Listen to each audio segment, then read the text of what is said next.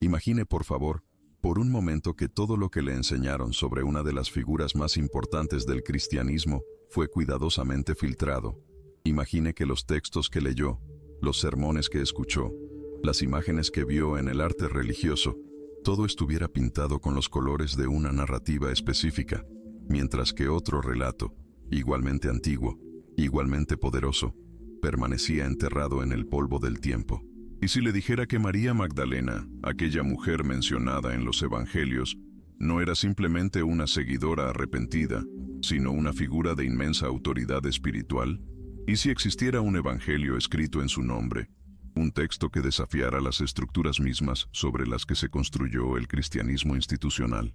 Este no es un ataque a la fe, es una invitación a mirar más a fondo, porque la historia del cristianismo, como la de cualquier gran movimiento humano, está llena de decisiones, omisiones, luchas de poder y silencios estratégicos. Y en esos silencios hay voces que nunca dejaron de hablar, si tan solo nos atrevemos a escuchar. La historia de María Magdalena es una de esas voces. Durante siglos fue reducida, malinterpretada, incluso difamada. Pero los manuscritos antiguos cuentan otra historia. Los evangelios gnósticos, descubiertos en arenas egipcias, revelan a una mujer que Jesús llamaba la que conoce el todo. Una discípula tan cercana al Maestro que otros apóstoles sentían celos de su sabiduría. Y luego está Sara, una figura aún más enigmática. Según antiguas tradiciones preservadas en el sur de Francia, Sara sería la descendencia directa de María Magdalena, un linaje que conectaría lo divino con lo humano de una manera que desafía todas las estructuras teológicas oficiales. El Vaticano nunca habló de Sara, nunca mencionó el Evangelio de María. Estos textos fueron excluidos del canon bíblico en concilios donde hombres decidieron qué era sagrado y qué era herejía. Pero la pregunta que debemos hacernos es, ¿por qué? ¿Qué había en estos escritos que resultaba tan peligroso para la estructura de poder emergente de la iglesia primitiva? La respuesta lo sorprenderá, porque no se trata solo de historia antigua. Se trata de cómo el poder moldea la narrativa, cómo las verdades incómodas son enterradas, y cómo, siglos después, todavía vivimos con las consecuencias de esas decisiones. En este viaje vamos a explorar manuscritos olvidados, tradiciones suprimidas, y el legado de una mujer cuya verdadera historia fue borrada de los libros sagrados. No vamos a inventar nada. Vamos a leer lo que los textos antiguos realmente dicen. Vamos a examinar la evidencia histórica con honestidad y respeto. Y al final, usted decidirá qué creer. ¿Está listo para descubrir la verdad sobre María Magdalena, el evangelio que lleva su nombre y el legado prohibido de Sara? Entonces acompáñeme, porque lo que está a punto de descubrir cambiará para siempre su comprensión del cristianismo primitivo. Para entender quién fue realmente María Magdalena, debemos regresar al siglo I de nuestra era, a una región convulsionada por la ocupación romana, donde el judaísmo estaba fragmentado en múltiples corrientes, y donde surgían constantemente maestros espirituales con mensajes de renovación y esperanza. En ese contexto apareció Jesús de Nazaret, y junto a él, un grupo de seguidores que los evangelios canónicos llaman discípulos. Pero aquí está el primer problema. Cuando la mayoría de las personas piensa en discípulos, imagina automáticamente a 12 hombres: Pedro, Juan, Santiago, los nombres que todos conocemos. Sin embargo, los propios evangelios canónicos, aquellos que sí fueron incluidos en la Biblia, mencionan repetidamente a mujeres que seguían a Jesús, que lo apoyaban económicamente, que estuvieron presentes en momentos cruciales de su ministerio. Entre todas estas mujeres, una destaca por encima de las demás: María de Magdala, conocida como María Magdalena. Los 4 evangelios canónicos, Mateo, Marcos, Lucas y Juan, la mencionan específicamente.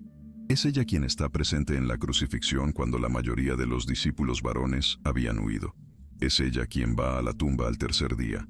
Y es ella, según todos los relatos, quien tiene el privilegio extraordinario de ser la primera persona en ver a Jesús resucitado.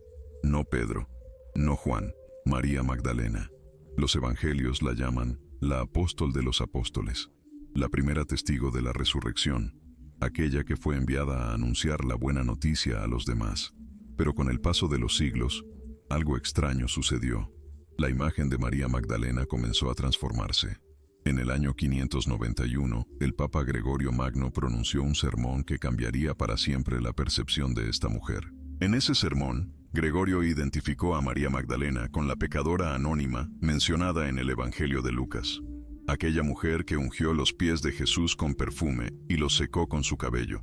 Además, la asoció con María de Betania, hermana de Lázaro, creando una figura compuesta que no existe en los textos originales. Y lo más dañino de todo, la convirtió en prostituta arrepentida, una narrativa que no tiene ningún fundamento en los evangelios canónicos, pero que se volvió la imagen dominante durante más de 1400 años. ¿Por qué sucedió esto? ¿Por qué una figura de autoridad espiritual fue transformada en símbolo de pecado sexual? Algunos estudiosos sugieren que esto refleja las tensiones de la Iglesia primitiva respecto al rol de las mujeres en posiciones de liderazgo. Otros señalan que la transformación de María Magdalena sirvió para crear una narrativa moral conveniente. La mujer caída y redimida, sumisa y arrepentida, en lugar de la discípula empoderada y autorizada. Lo cierto es que esta reinterpretación fue tan exitosa que incluso hoy, cuando uno le pregunta a alguien quién fue María Magdalena, la respuesta más común es una prostituta que siguió a Jesús. Una respuesta que dice más sobre los últimos 2000 años de interpretación eclesiástica que sobre la mujer real que caminó por Galilea en el siglo I. Pero aquí viene lo fascinante. Mientras la Iglesia institucional moldeaba esta imagen de María Magdalena, existían otros textos, otros evangelios, otras tradiciones que preservaban una memoria completamente diferente. Textos que no fueron incluidos en el canon bíblico. Textos que fueron activamente suprimidos, quemados, prohibidos. Textos que presentaban a María Magdalena no como una pecadora arrepentida, sino como la discípula más cercana a Jesús, aquella que comprendía enseñanzas que los demás no podían captar, aquella a quien Jesús transmitía conocimientos secretos. Estos textos permanecieron perdidos durante siglos, fueron condenados como heréticos, sus seguidores fueron perseguidos, pero en el siglo XX, algo extraordinario sucedió. En 1945, en Nag Hammadi, Egipto, un campesino llamado Muhammad Ali al-Zaman descubrió por accidente una colección de manuscritos antiguos enterrados en una jarra de cerámica. Entre esos manuscritos estaba el Evangelio de María, el Evangelio de Tomás, el Evangelio de Felipe y otros textos que la Iglesia había tratado de borrar de la historia. De repente, tuvimos acceso directo a las voces que fueron silenciadas. Y lo que estos textos revelaban era asombroso. Si este recorrido sobre María Magdalena está desafiando lo que creía saber, imagine, por favor, todo lo que aún falta por descubrir. Este canal existe para explorar la historia y el significado profundo de las tradiciones espirituales, con honestidad y valentía. Únase a esta comunidad de exploradores presionando el botón de suscripción. No le prometemos respuestas fáciles, pero sí un viaje honesto hacia la verdad sobre el cristianismo primitivo y las figuras que fueron borradas de su historia oficial. Ahora, continuemos. El Evangelio de María Magdalena es uno de los textos más controversiales descubiertos en Nag Hammadi. Aunque fragmentario, ya que las páginas se han perdido, este Evangelio preserva un diálogo entre María Magdalena y los otros discípulos después de la resurrección de Jesús. El texto comienza con Jesús dando instrucciones finales a sus seguidores y luego desaparece. Los discípulos están confundidos, temerosos, sin saber qué hacer. Es entonces cuando María se levanta para consolarlos y fortalecerlos. Les dice que no deben temer, que la gracia del Salvador estará con ellos. Pedro entonces le pide: «Hermana, sabemos que el Salvador la amaba a usted más que a las demás mujeres. Díganos las palabras que Él le dijo a usted, que usted conoce y nosotros no». María acepta, pues, y comienza a relatar una visión, una enseñanza esotérica que Jesús le había transmitido en privado. Habla sobre el ascenso del alma, sobre cómo el alma debe superar diferentes poderes y obstáculos para alcanzar el reposo final. Es una enseñanza profundamente gnóstica, que enfatiza el conocimiento interno y la iluminación espiritual por encima de la salvación a través de la fe ciega. Pero lo más revelador viene después. Cuando María termina de compartir esta enseñanza, Andrés y Pedro reaccionan con incredulidad y rabia. Andrés dice: «No creo que el Salvador haya dicho esto. Estas enseñanzas son ideas extrañas». Y Pedro va más lejos. ¿Acaso habló el Salvador con una mujer en secreto sin que nosotros lo supiéramos? ¿Debemos cambiar nuestras costumbres y escuchar a esta mujer? ¿Acaso la prefirió a nosotros? María comienza a llorar y responde: Hermano Pedro, ¿qué piensa usted? ¿Cree usted que yo he inventado esto en mi corazón, o que estoy mintiendo sobre el Salvador? Es entonces cuando Leví, otro discípulo, interviene en defensa de María. Pedro, usted siempre ha sido impulsivo. Ahora lo veo contendiendo contra la mujer como si fuera un adversario. Si el Salvador la hizo digna, ¿quién es usted para rechazarla? Ciertamente el Salvador la conoce muy bien, por eso la amó más que a nosotros. Este pasaje es extraordinario por varias razones. Primero, muestra claramente que existían tensiones entre María Magdalena y algunos de los apóstoles varones, particularmente Pedro, respecto a su autoridad espiritual. Segundo, establece que Jesús transmitía enseñanzas especiales a María, conocimientos que no compartía con todos. Tercero, y quizás más importante, revela que en las comunidades cristianas primitivas existía un debate real sobre si las mujeres podían tener roles de liderazgo espiritual. Este no era un debate abstracto. Era una lucha de poder sobre quién tenía autoridad para interpretar las enseñanzas de Jesús. Pero el Evangelio de María no es el único texto que presenta esta dinámica. El Evangelio de Felipe, otro manuscrito gnóstico, contiene un pasaje aún más provocador. Dice: la compañera del Salvador es María Magdalena. El Salvador la amaba más que a todos los discípulos y solía besarla frecuentemente en la boca. Los discípulos se ofendían por esto y expresaban su desaprobación. Le decían: ¿por qué la ama usted más que a todos nosotros? Ahora, es importante aquí, por favor, no saltar a conclusiones sensacionalistas. La palabra compañera en este contexto podría significar simplemente compañera espiritual, y el beso en la boca era una práctica común en algunas comunidades cristianas primitivas como símbolo de transmisión de conocimiento espiritual. Pero lo que es innegable es que estos textos presentan a María Magdalena en una posición de intimidad y cercanía con Jesús que provocaba celos y resentimiento entre los demás discípulos. ¿Por qué estos textos fueron suprimidos? ¿Por qué el Evangelio de María nunca fue incluido en el Nuevo Testamento? La respuesta tiene que ver con las luchas de poder en los primeros siglos del cristianismo. A medida que la Iglesia se institucionalizaba, a medida que se establecían jerarquías y estructuras de autoridad, ciertos textos y ciertas tradiciones se volvieron problemáticos. Los evangelios gnósticos, con su énfasis en el conocimiento interno y la revelación personal, desafiaban la idea de una iglesia como intermediaria necesaria entre Dios y los creyentes. Y textos que presentaban a una mujer con autoridad espiritual superior a Pedro, el supuesto primer papa, eran inaceptables para una institución que estaba construyendo su legitimidad sobre la sucesión apostólica masculina. En el año 325, el Concilio de Nicea reunió a obispos de todo el mundo cristiano para establecer doctrinas oficiales. En los concilios posteriores, se decidió qué textos serían considerados canónicos y cuáles serían rechazados. Los evangelios gnósticos fueron condenados. Sus seguidores fueron declarados herejes. Y durante los siglos siguientes, se llevó a cabo una campaña sistemática para destruir estos textos. Por eso el descubrimiento de Nag Hammadi en 1945 fue tan monumental. De repente teníamos acceso a voces que habían sido silenciadas durante 1600 años. Pero la supresión de estos textos no es solo una cuestión de historia antigua. Tiene implicaciones profundas para cómo entendemos el cristianismo hoy. Porque lo que estos evangelios revelan es que el cristianismo primitivo era mucho más diverso, mucho más complejo, mucho más rico en perspectivas de lo que la narrativa oficial nos ha hecho creer. No había una sola forma de ser cristiano en el siglo I. Había comunidades que seguían enseñanzas gnósticas, comunidades donde las mujeres ejercían liderazgo espiritual, comunidades con interpretaciones radicalmente diferentes sobre quién era Jesús y cuál era su mensaje. La versión que conocemos hoy es la que ganó, la que tuvo el poder político y militar para imponerse, pero no era la única.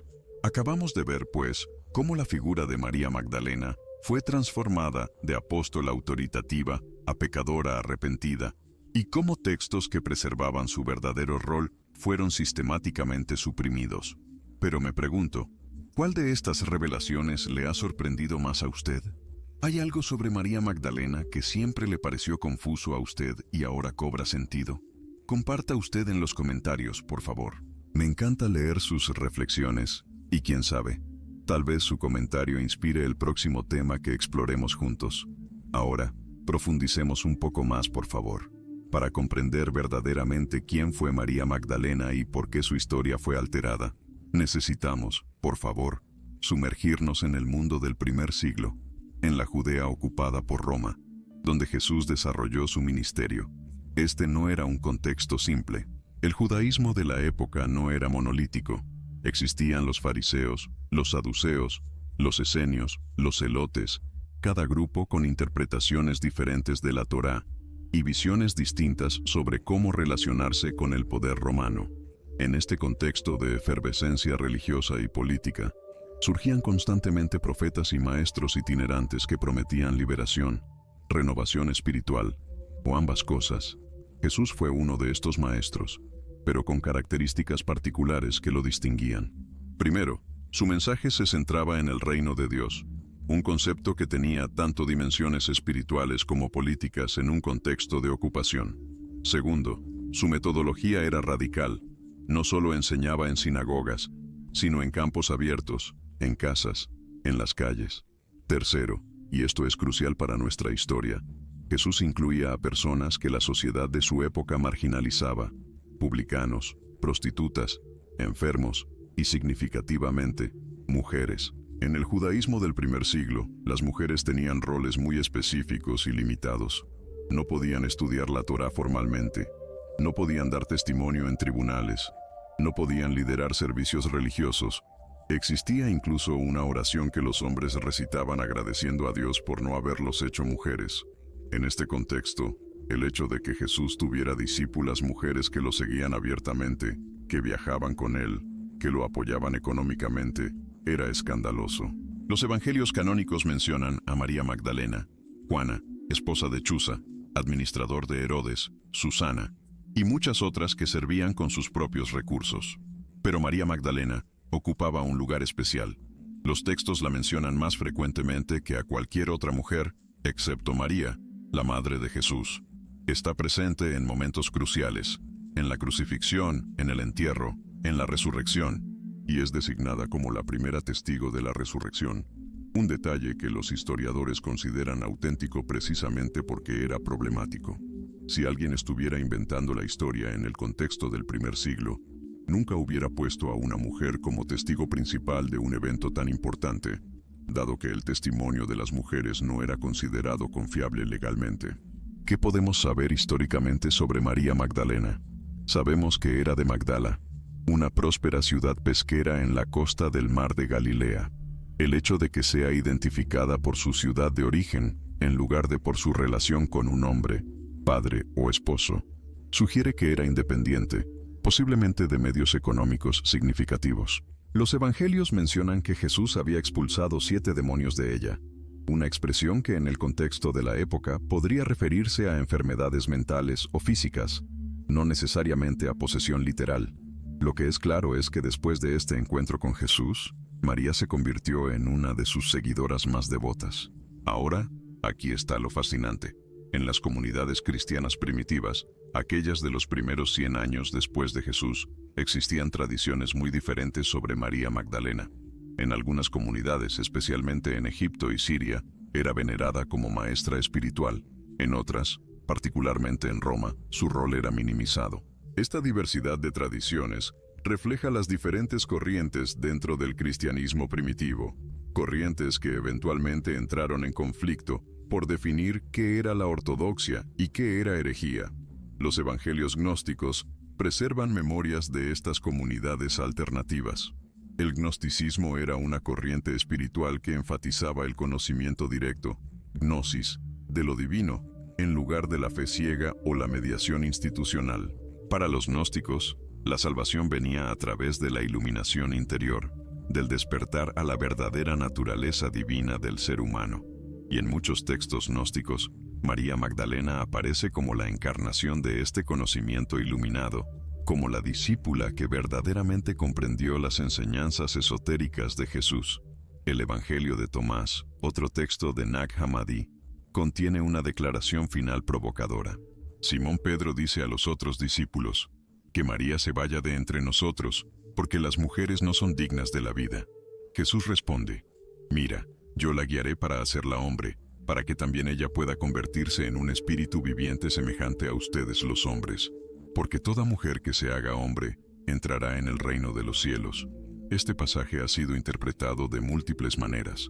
Algunos lo ven como profundamente misógino, otros como metafórico. En el pensamiento gnóstico masculino y femenino, representaban polaridades espirituales, y la integración de ambas era necesaria para la completitud espiritual. Lo que estos textos revelan, más allá de interpretaciones específicas, es que existía un debate real, tenso, apasionado en las comunidades cristianas primitivas sobre el rol de las mujeres en general y de María Magdalena en particular. Y este debate no era abstracto. Determinaba quién podía enseñar, quién podía liderar comunidades, quién podía interpretar las escrituras, quién tenía autoridad espiritual. A medida que el cristianismo se institucionalizaba, a medida que se convertía en la religión oficial del Imperio Romano bajo Constantino, estas cuestiones de autoridad se volvieron cada vez más políticas. En este proceso, María Magdalena se convirtió en víctima. Su imagen fue deliberadamente transformada. De apóstol de los apóstoles pasó a ser prostituta arrepentida.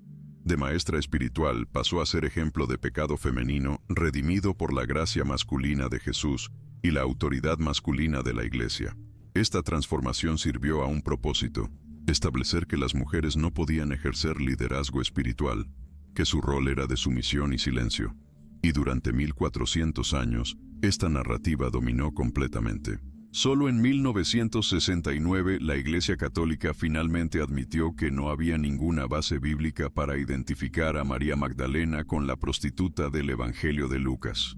Pero para entonces, el daño cultural ya estaba hecho. La historia de María Magdalena nos enseña algo profundo sobre cómo el poder moldea la narrativa religiosa. Nos muestra que lo que consideramos verdad sagrada a menudo es resultado de decisiones humanas, de luchas políticas, de intereses institucionales. Esto no invalida la fe, pero sí nos invita a una fe más madura, más consciente, más honesta con la complejidad de la historia. A medida que avanzamos en este viaje para descubrir el legado completo de María Magdalena, incluyendo la misteriosa figura de Sara y las tradiciones que el Vaticano nunca reconoció oficialmente, nos enfrentamos a preguntas cada vez más profundas.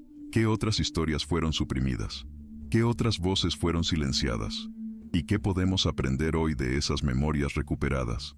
Las respuestas nos llevarán a manuscritos antiguos, a cuevas en el desierto egipcio, a tradiciones orales preservadas en comunidades marginales, y a un legado que desafía todo lo que creíamos saber sobre los orígenes del cristianismo. Pero antes de llegar allí, necesitamos entender los conceptos teológicos y espirituales que estaban en juego. Necesitamos comprender qué significaba gnosis, qué implicaba el conocimiento secreto, y por qué ciertas enseñanzas eran consideradas tan peligrosas que merecían ser borradas de la historia. Estos conceptos no son abstracciones académicas, son las claves para entender por qué María Magdalena fue transformada, por qué sus evangelios fueron quemados, y por qué su verdadera historia todavía tiene el poder de desafiar estructuras de autoridad 2000 años después. Hay tres conceptos fundamentales que debemos entender para captar la verdadera dimensión de lo que estaba en juego con María Magdalena y los evangelios gnósticos.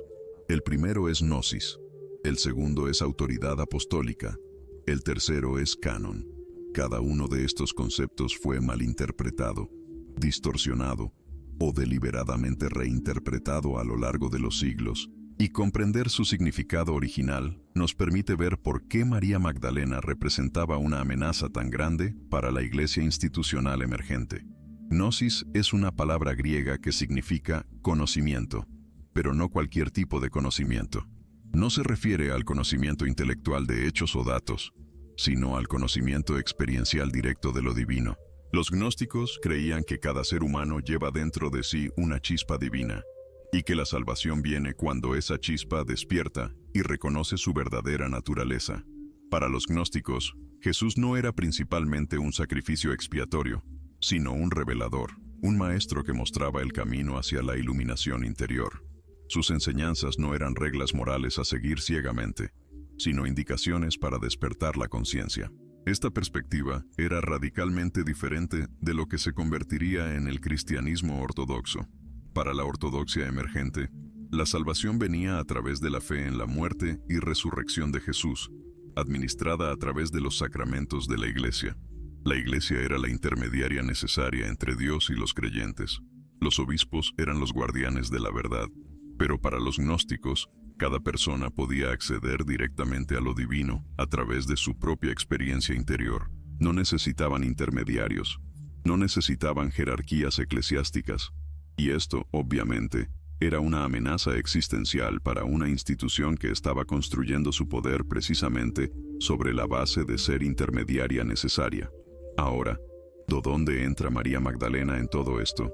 Los evangelios gnósticos la presentan consistentemente como la encarnación de la gnosis, como aquella que verdaderamente comprendió las enseñanzas secretas de Jesús. En el Evangelio de María, ella es la que recibe y transmite conocimientos que Pedro no puede entender. En el Evangelio de Felipe, ella es la compañera espiritual más cercana al Salvador. En Pistis Sophia, un extenso texto gnóstico del siglo III o IV, María Magdalena hace 39 de las 64 preguntas teológicas planteadas a Jesús, más que todos los demás discípulos combinados.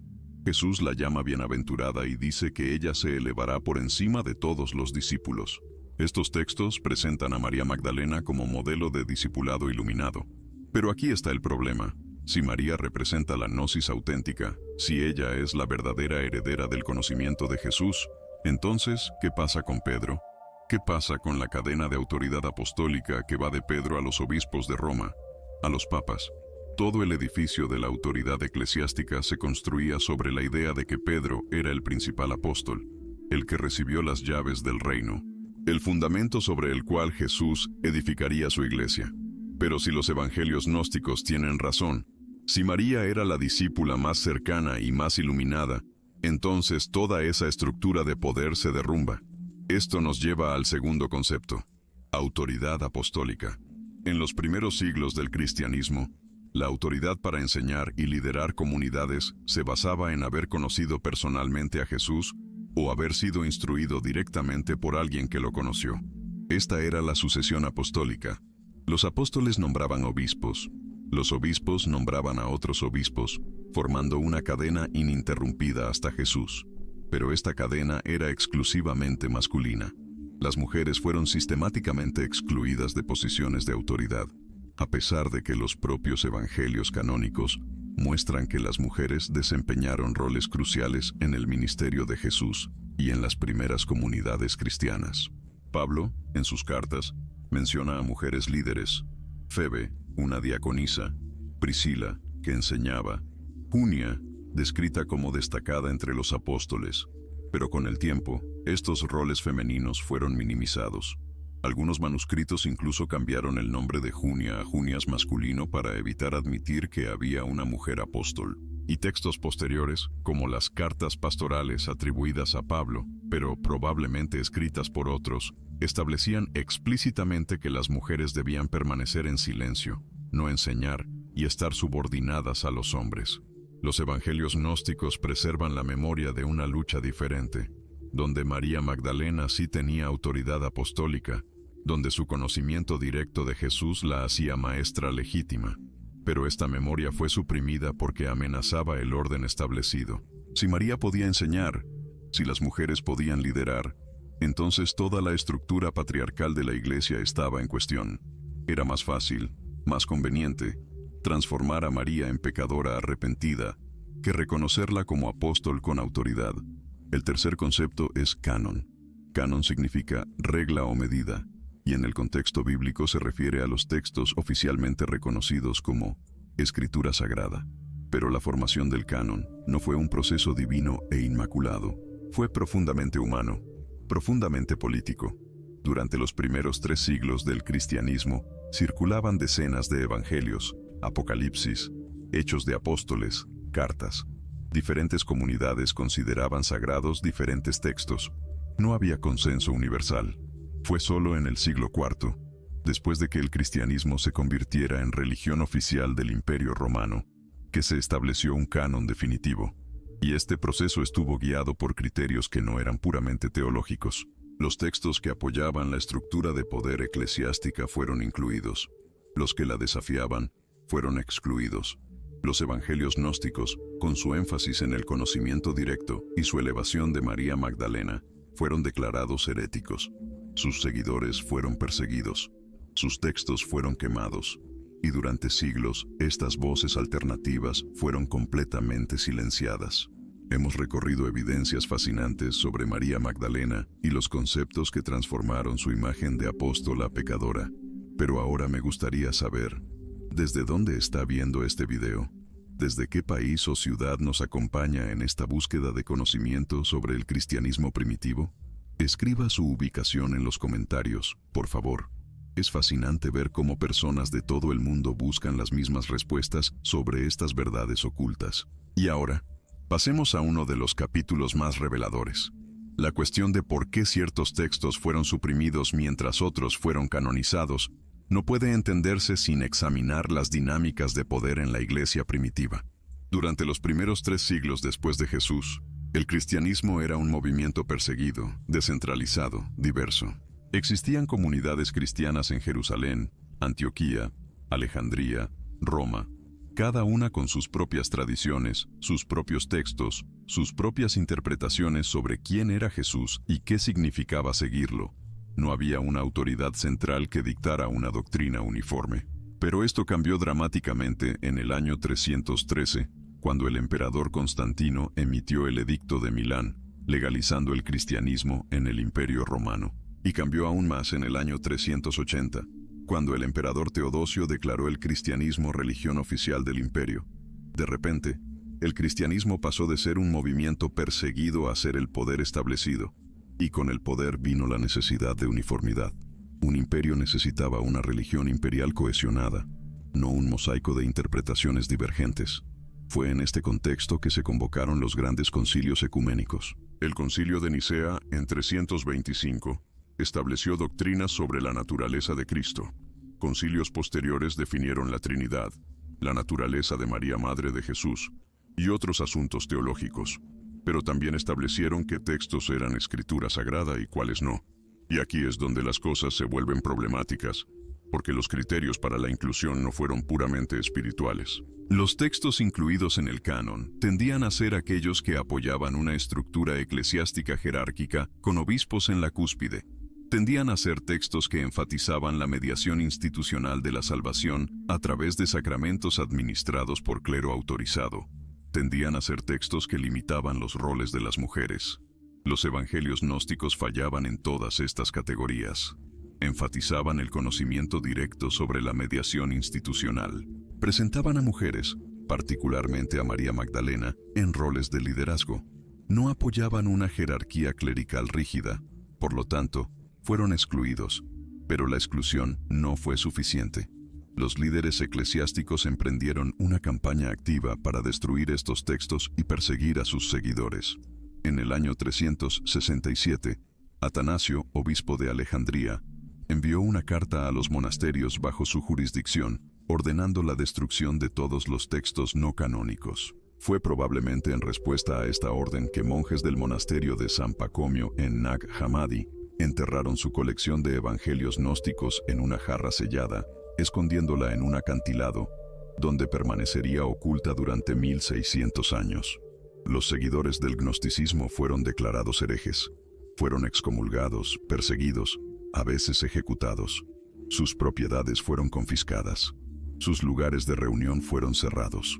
Durante siglos, la única información disponible sobre los gnósticos venía de sus enemigos, de los padres de la Iglesia como Ireneo, Tertuliano e Hipólito, que escribieron extensas refutaciones del gnosticismo. Y en esas refutaciones, los gnósticos eran retratados como pervertidos sexuales, adoradores de demonios, enemigos de la verdadera fe. Solo con el descubrimiento de Nag Hammadi pudimos finalmente leer lo que los propios gnósticos escribieron, y resulta que eran mucho más sofisticados espiritualmente de lo que sus detractores afirmaban. Ahora, ¿qué tiene que ver todo esto con María Magdalena? todo. Porque María Magdalena era la figura central en muchos textos gnósticos, era la portadora de conocimiento secreto, era la discípula preferida, era aquella cuya autoridad rivalizaba o superaba la de Pedro. Mientras existieran estos textos, mientras existieran comunidades que veneraran a María como maestra espiritual, la estructura de autoridad patriarcal de la Iglesia estaba en peligro. La solución fue doble. Primero, destruir los textos que presentaban a María favorablemente. Segundo, reconstruir su imagen pública para neutralizar cualquier memoria residual de su autoridad. De ahí la transformación en prostituta arrepentida. De ahí la fusión con la pecadora anónima de Lucas. De ahí la reducción de apóstol de los apóstoles a ejemplo de redención femenina sumisa. Esta no fue una evolución natural de la tradición. Fue una campaña deliberada de supresión y reescritura. Y fue extraordinariamente exitosa. Durante 1400 años, la imagen de María Magdalena como prostituta dominó completamente el imaginario cristiano. El arte la representaba con cabello largo suelto, símbolo de sexualidad desenfrenada, con vestidos rojos, con frascos de perfume, siempre en actitud de arrepentimiento, nunca en posición de autoridad. Incluso instituciones llevaban su nombre con este significado distorsionado. Las Magdalenas eran asilos para prostitutas arrepentidas, lugares donde mujeres consideradas caídas eran reformadas a través del trabajo forzado y la penitencia. Solo en tiempos modernos, con los descubrimientos arqueológicos del siglo XX, con el desarrollo de métodos histórico-críticos de estudio bíblico, comenzó a recuperarse la verdadera historia de María Magdalena. En 1969, el Papa Pablo VI finalmente reconoció oficialmente que no había base para identificar a María Magdalena con la prostituta de Lucas, pero el daño cultural permanece hasta hoy. Pregúntele a cualquier persona en la calle quién fue María Magdalena, y la respuesta más común seguirá siendo una prostituta que Jesús perdonó. Esta supresión de la verdadera María Magdalena tiene consecuencias que van más allá de una figura histórica individual.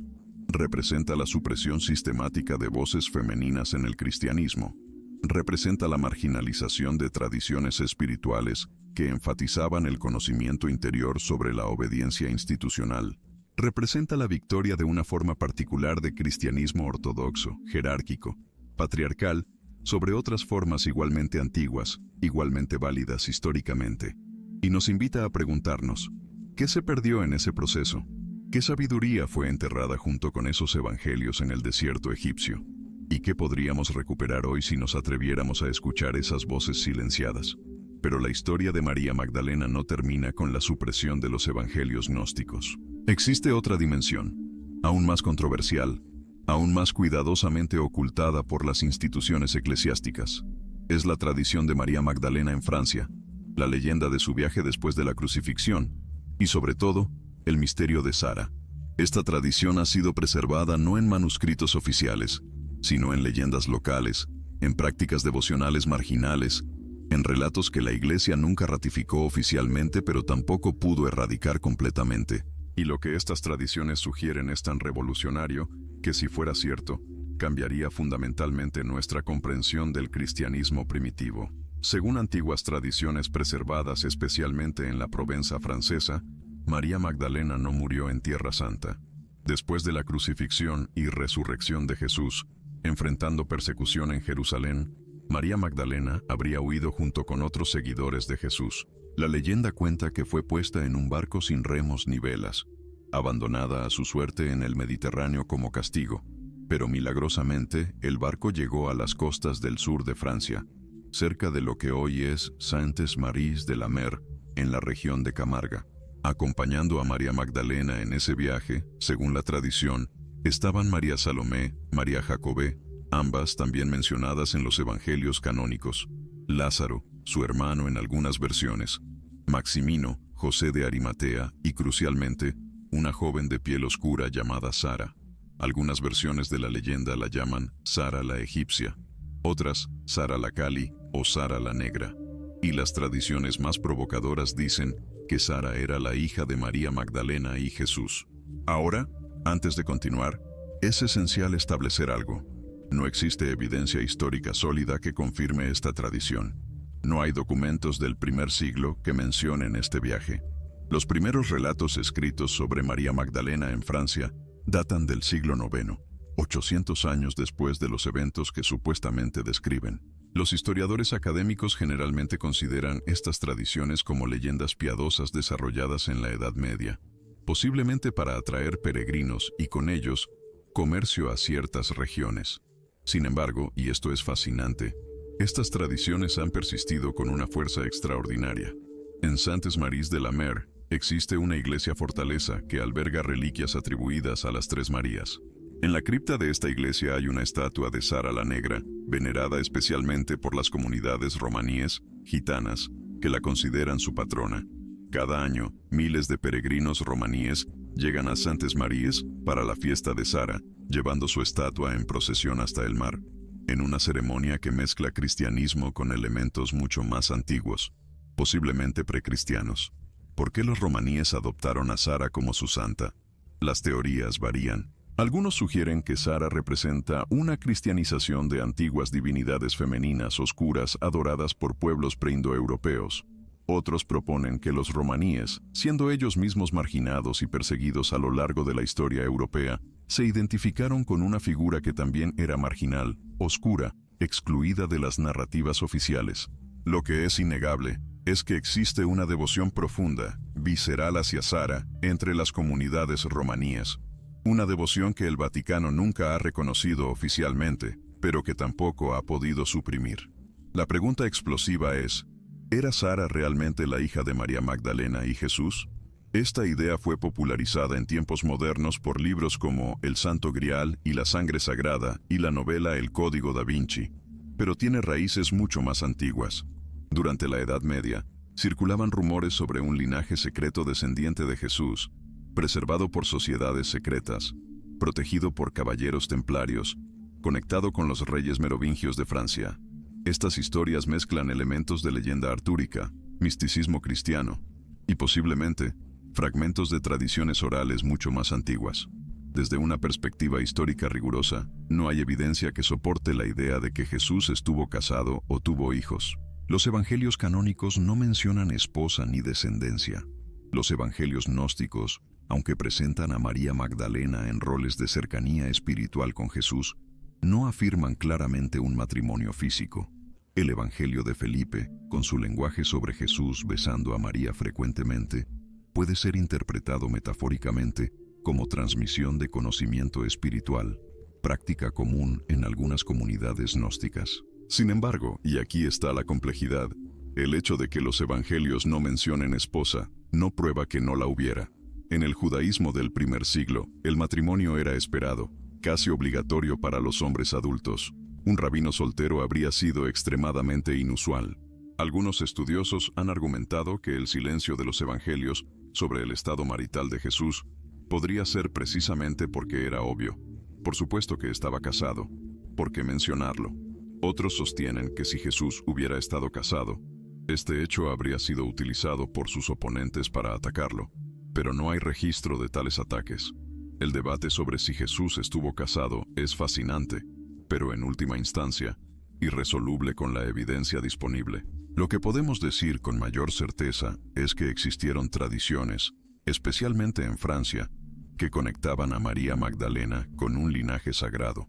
Existieron comunidades que la veneraban no solo como discípula, sino como madre de una línea de descendencia espiritual, o posiblemente física. Y estas tradiciones fueron activamente suprimidas por las autoridades eclesiásticas. ¿Por qué el Vaticano nunca reconoció oficialmente las tradiciones provenzales sobre María Magdalena? Hay varias razones posibles.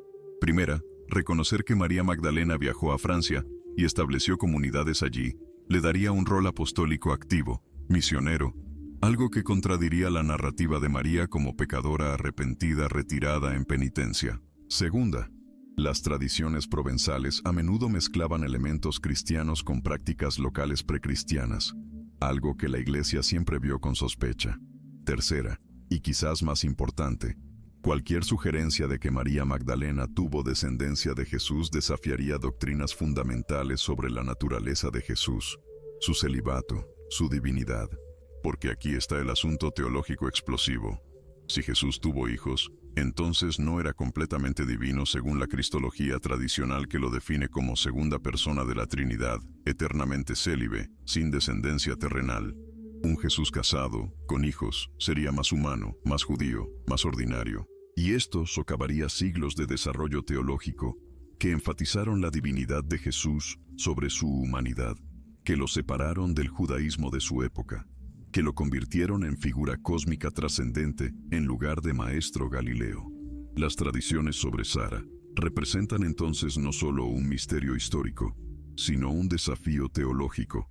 Si Sara existió, si era descendiente de Jesús, entonces la historia del cristianismo debe ser reescrita.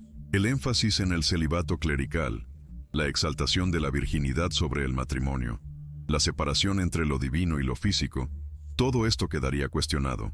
Un Jesús que abrazó plenamente su humanidad, incluyendo el matrimonio y la paternidad, sería un Jesús muy diferente del Cristo de los credos nicenos. Pero independientemente de la historicidad de Sara, lo que es innegable es que su leyenda preserva algo importante: la memoria de María Magdalena como figura de autoridad, como portadora de un legado sagrado, como madre fundadora de tradiciones cristianas.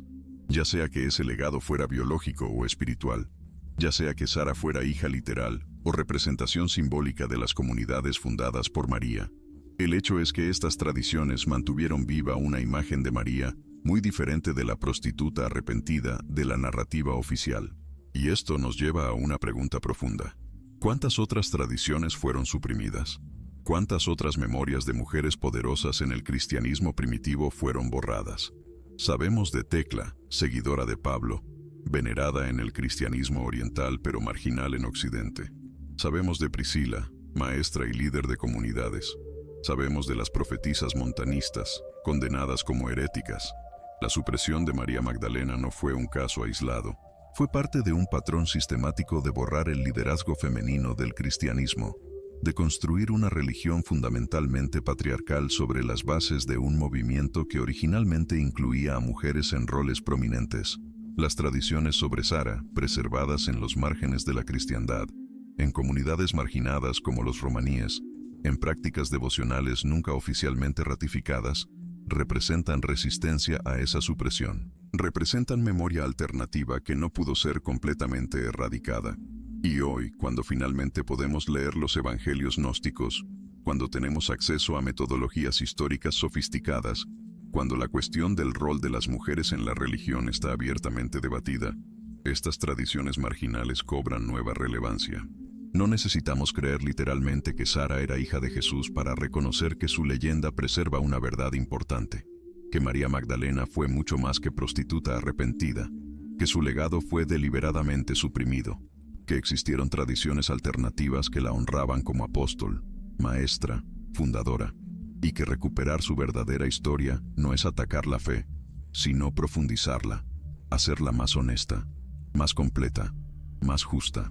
La exploración del misterio de Sara nos ha llevado a territorios controvertidos, donde la historia se mezcla con la leyenda, donde las tradiciones marginales preservan memorias que desafían narrativas oficiales.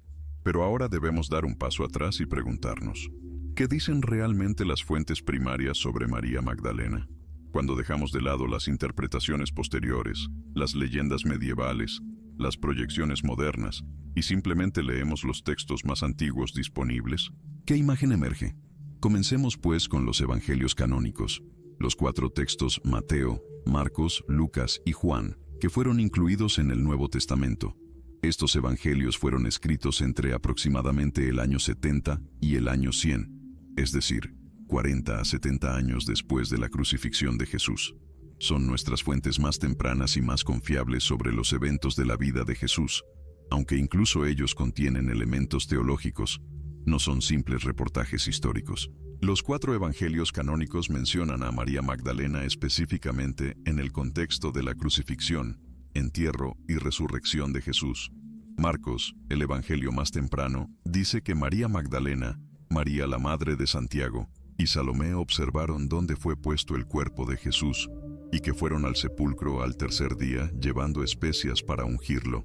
Encontraron la piedra removida. Vieron a un joven con ropas blancas que les dijo que Jesús había resucitado, y huyeron atemorizadas. Mateo sigue básicamente la misma narrativa, pero añade que María Magdalena y la otra María se encontraron con Jesús resucitado en el camino, abrazaron sus pies y fueron enviadas a decir a los discípulos que fueran a Galilea. Lucas menciona a María Magdalena junto con Juana y María, madre de Santiago. Dice que habían sido curadas de espíritus malignos y enfermedades, y que cuando reportaron la resurrección a los apóstoles, ellos consideraron sus palabras como delirio y no les creyeron. Pero es Juan quien proporciona el relato más detallado y emotivo. En el Evangelio de Juan, María Magdalena va sola al sepulcro mientras todavía está oscuro. Encuentra la piedra removida, corre a decirle a Pedro y al discípulo amado. Regresa al sepulcro después que ellos se van y se queda llorando. Es entonces cuando ve a dos ángeles y luego a alguien que asume es el jardinero. Cuando ese hombre dice su nombre María, ella lo reconoce. Raboni, maestro. Jesús le dice, no me toques, porque aún no he subido al Padre, pero ve a mis hermanos y diles que subo a mi Padre y el Padre de ustedes. María va y anuncia, he visto al Señor. Este relato de Juan es extraordinario por varias razones. Primera, presenta a María Magdalena no como parte de un grupo, sino como individuo con agencia propia. Segunda, establece una relación personal íntima entre María y Jesús. Él la conoce por nombre, ella lo reconoce por su voz. Tercera, le encomienda la primera proclamación de la resurrección, haciéndola literalmente apóstol de los apóstoles, enviada a enviar. Cuarta, el detalle de «no me toques» sugiere que María intentó tocarlo o abrazarlo, una muestra de afecto físico que contrasta con la distancia reverencial que uno esperaría de una prostituta arrepentida hacia su Salvador.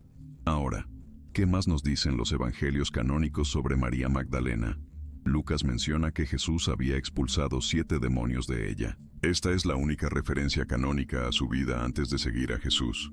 La expulsión de 7 demonios podría referirse a una enfermedad grave, física o mental. El número 7 en la simbología judía representa completitud, lo que sugiere una aflicción total de la que fue completamente liberada. No hay nada en los textos canónicos que identifique estos demonios con actividad sexual o con prostitución. De hecho, ningún evangelio canónico llama prostituta a María Magdalena. Ninguno la identifica con la pecadora que ungió los pies de Jesús en Lucas capítulo 7. Ninguno la identifica con María de Betania, hermana de Lázaro y Marta. Estas fusiones ocurrieron siglos después, culminando en el sermón del Papa Gregorio Magno en el año 591. Fueron interpretaciones posteriores, no hechos bíblicos. Pues bien, si los evangelios canónicos presentan a María Magdalena como discípula sanada, fiel testigo de la crucifixión, primera testigo de la resurrección y enviada a proclamar la buena noticia, ¿qué añaden los evangelios gnósticos a este retrato?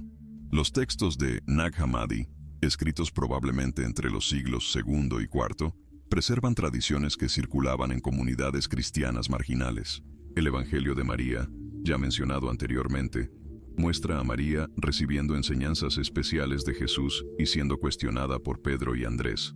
El texto enfatiza que el Salvador amaba a María más que a los demás, que ella poseía conocimiento que otros no tenían, y que este conocimiento no era aceptado fácilmente por la autoridad masculina representada por Pedro. El Evangelio de Felipe contiene varios pasajes sobre María Magdalena. Uno dice, 3 mujeres caminaban siempre con el Señor, María su madre, la hermana de esta, y Magdalena, quien es llamada su compañera. Su hermana, su madre y su compañera se llamaban todas María.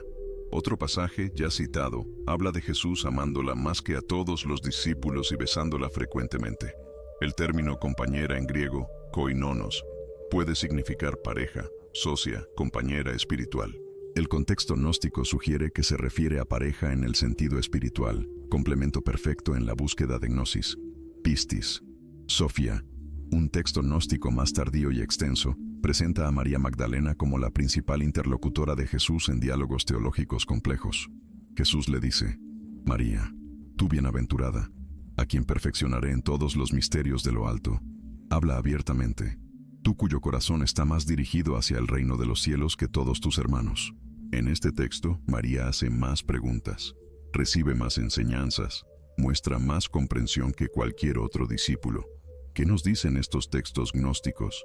Nos dicen que en algunas comunidades cristianas primitivas, María Magdalena era venerada como maestra espiritual superior, como receptora de revelaciones especiales, como modelo de conocimiento iluminado.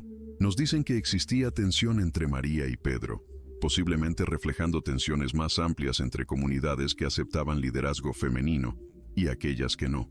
Nos dicen que la relación entre María y Jesús era percibida como excepcionalmente cercana, aunque la naturaleza exacta de esa cercanía, espiritual, romántica, simbólica, queda ambigua. ¿Podemos confiar en estos textos gnósticos como históricamente precisos? No más ni menos que en los canónicos. Todos los textos sobre Jesús fueron escritos décadas después de su muerte. Todos contienen elementos teológicos junto con posibles memorias históricas. Todos reflejan las preocupaciones de las comunidades que los produjeron. Lo que podemos decir es que los textos gnósticos preservan tradiciones alternativas que circulaban en el cristianismo primitivo.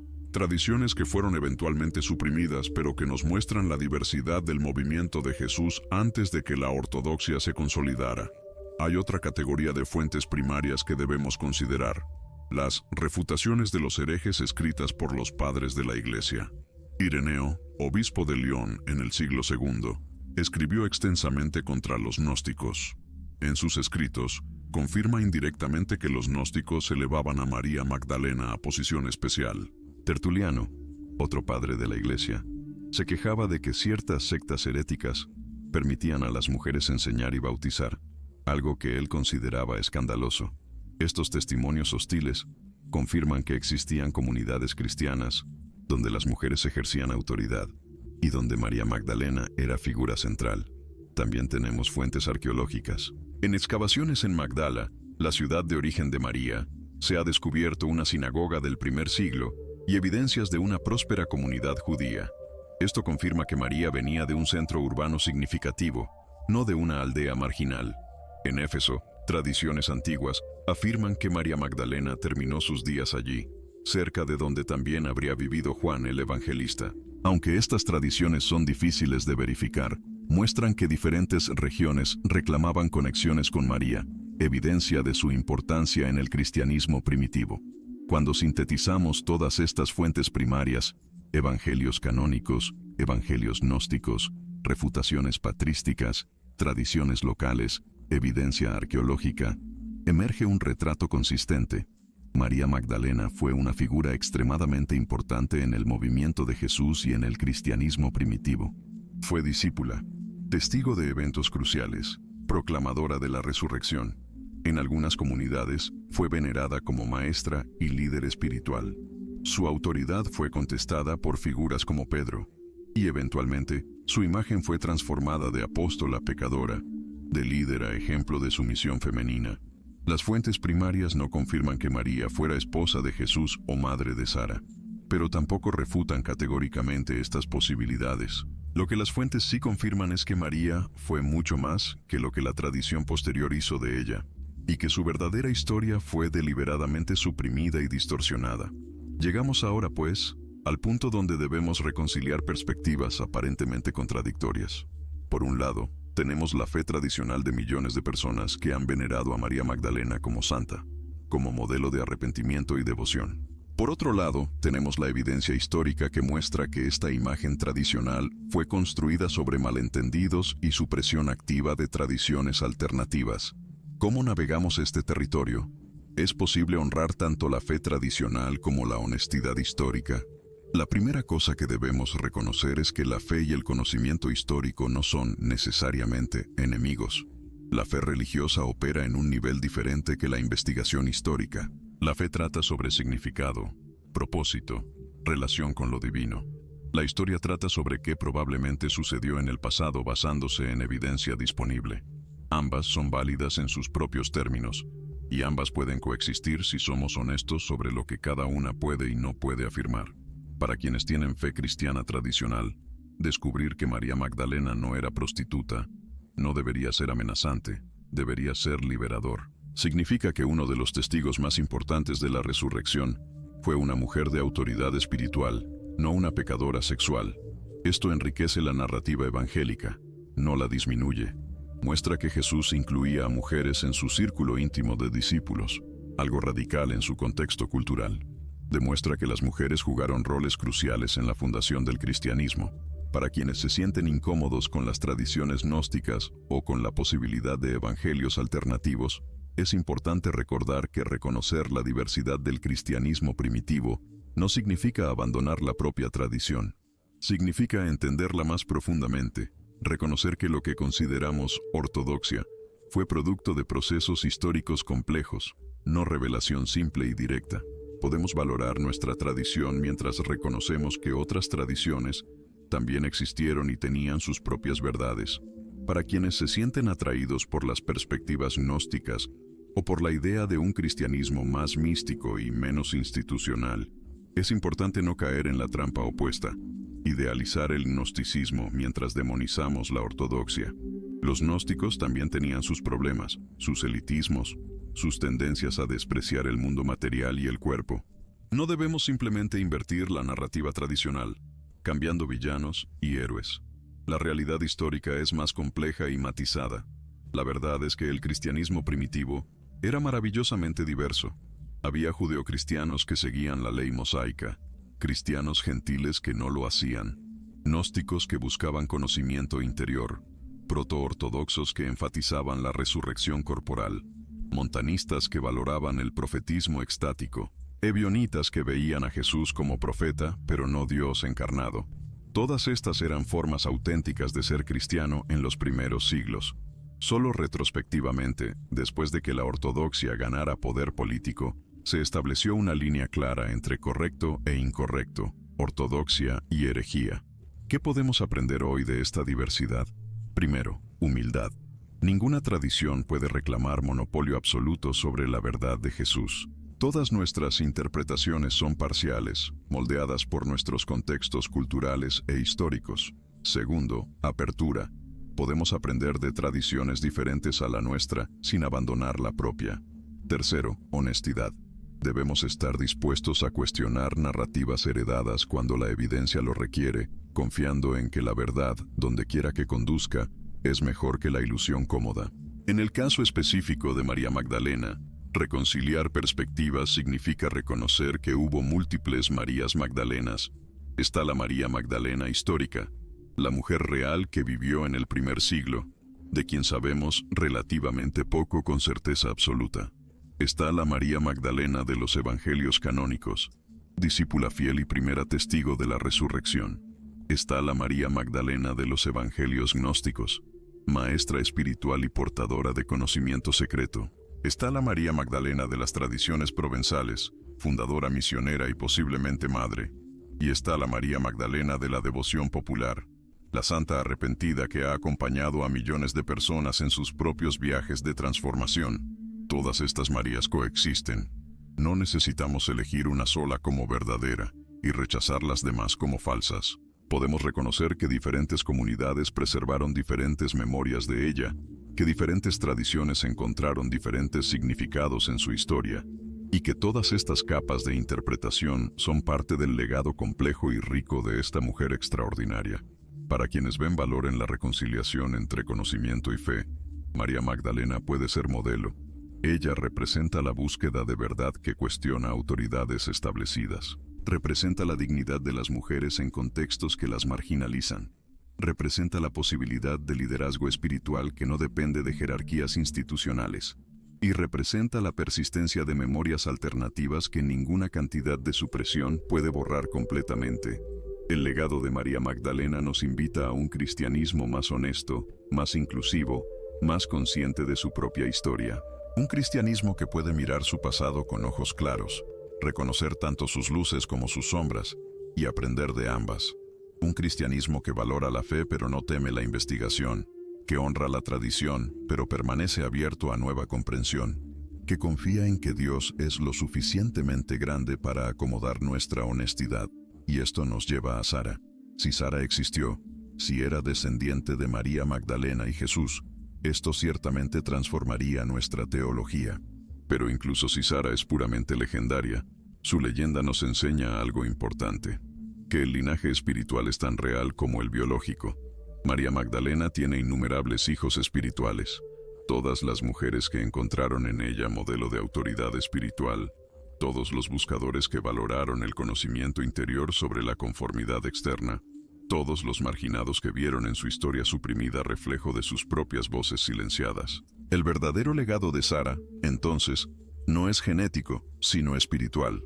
Es la invitación a ser descendientes de María Magdalena, no por sangre, sino por espíritu, continuando su búsqueda de verdad, su valentía para cuestionar, su fidelidad a la experiencia directa de lo divino por encima de las imposiciones institucionales.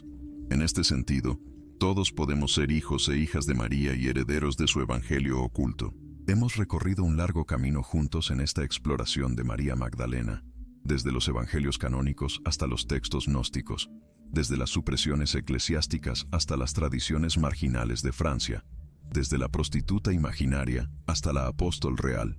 Hemos visto cómo el poder moldea la narrativa, cómo las voces incómodas son silenciadas y cómo, a pesar de todo, la verdad tiene una manera de sobrevivir en los márgenes, esperando ser redescubierta. La historia de María Magdalena es más que historia antigua. Es relevante hoy porque nos enfrenta con preguntas fundamentales sobre autoridad, género, conocimiento y fe. Nos pregunta, ¿quién decide qué es sagrado? ¿Por qué las voces femeninas fueron sistemáticamente excluidas de posiciones de autoridad religiosa? ¿Qué se pierde cuando solo permitimos una narrativa única en lugar de celebrar la diversidad de experiencias espirituales?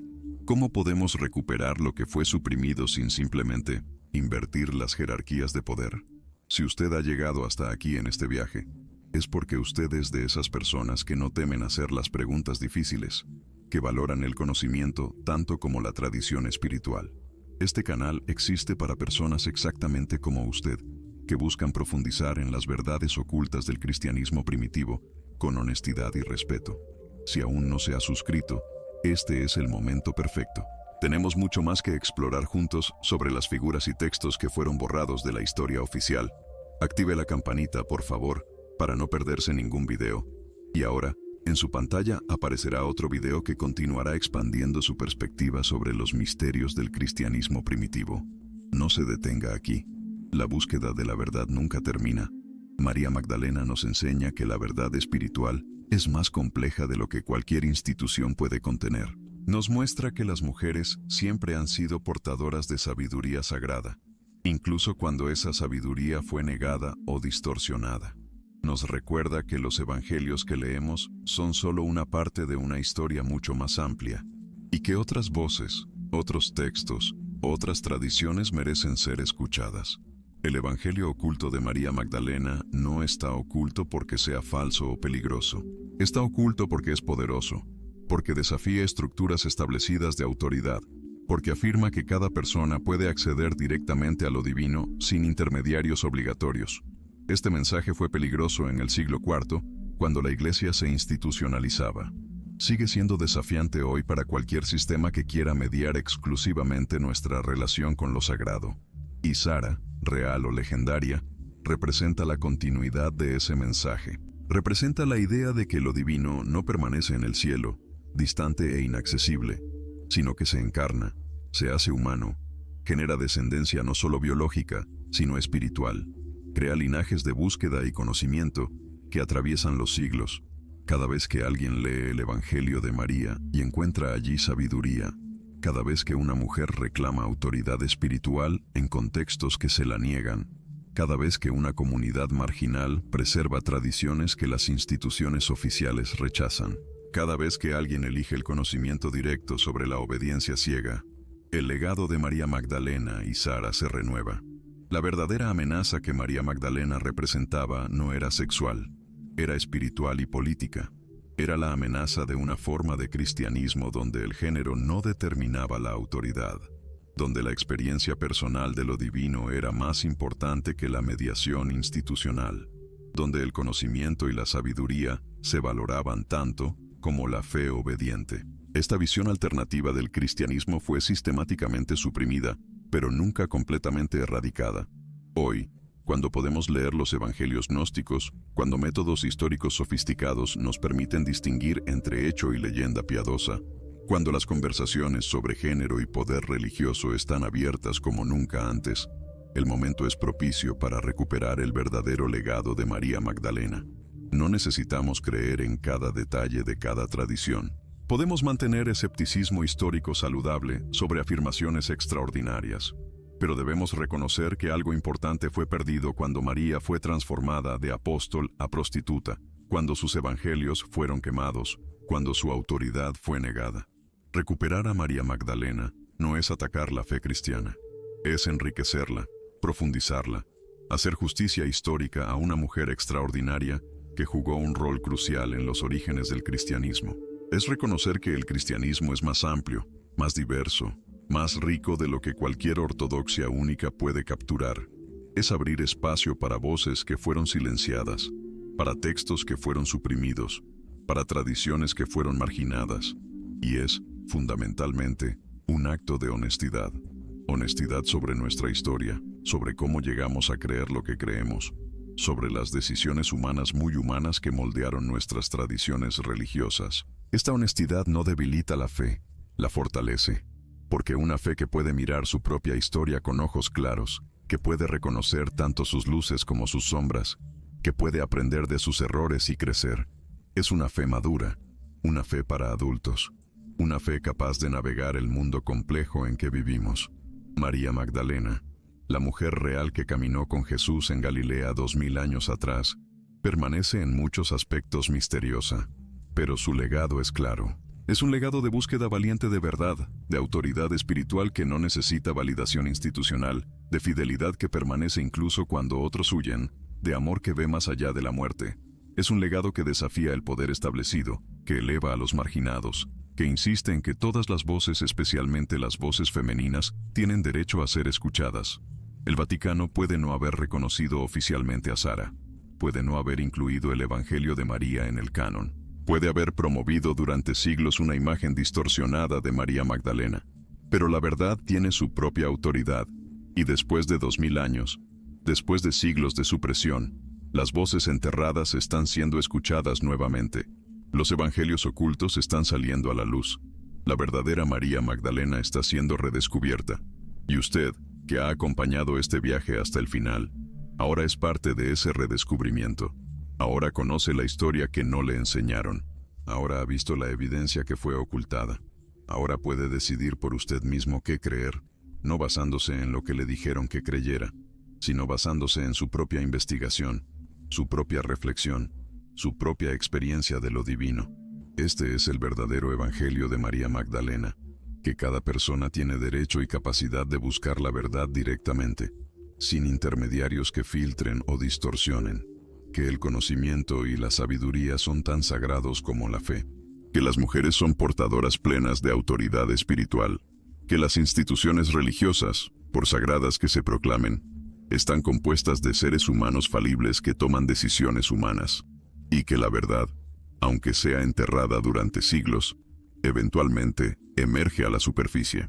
El legado de Sara, real o simbólico, nos recuerda que somos todos descendientes espirituales de aquellos primeros buscadores, aquellos discípulos que caminaron con Jesús y luego trataron de preservar y transmitir sus enseñanzas. Ese linaje no es de sangre, sino de espíritu, no de genealogía, sino de gnosis, no de sucesión apostólica oficial, sino de búsqueda auténtica de verdad. Y ese linaje continúa hoy, en cada persona que se atreve a cuestionar, a investigar, a pensar por sí misma. Así que, la próxima vez que vea una imagen de María Magdalena en arte religioso, con su cabello largo, su vestido rojo, su actitud de arrepentimiento, recuerde, por favor, que esa no es toda la historia. Recuerde, por favor, a la mujer valiente que permaneció al pie de la cruz cuando los apóstoles varones huyeron. Recuerde, por favor, a la primera testigo de la resurrección, enviada a anunciar la buena noticia. Recuerde, por favor, a la maestra espiritual, que Jesús amaba especialmente por su comprensión profunda. Recuerde, por favor, a la fundadora de comunidades, la preservadora de enseñanzas secretas, la portadora de un legado que ninguna cantidad de supresión pudo borrar completamente. Y recuerde, por favor, que su historia, mi historia, es una historia de búsqueda continua de verdad, de resistencia contra la opresión, de insistencia en que todas las voces importan, de fe que no teme al conocimiento, sino que lo abraza. Este es el evangelio oculto que el Vaticano no pudo contener, porque vive no en manuscritos que pueden ser quemados, sino en corazones que buscan la verdad.